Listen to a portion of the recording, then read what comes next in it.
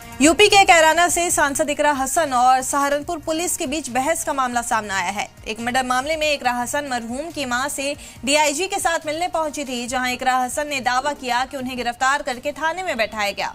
Murder के इल्जाम में पहले ही 2 लोगों की गिरफ्तारी हो चुकी है, लेकिन 3 और मुलजिमीन की गिरफ्तारी की मांग है। साथ ही पुलिस पर मुलजिमीन को बचाने का इल्जाम भी लगाया गया है। मामला हुआ था उसमें आई थी आप? अच्छा, तो क्या बातचीत हुई थी आपकी वहाँ? एक पीड़ित परिवार के साथ डीआईजी पीड़ित परिवार के सामने कहेगी जाइए, जो हमें करना है हम करेंगे। तो ये तानाशाही है और फिर हमें यहाँ लाया गया है।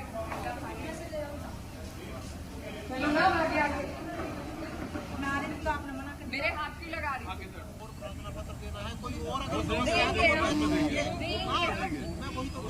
यहाँ खड़े होके बात भी ना करें। आप कैसे कह रहे हैं?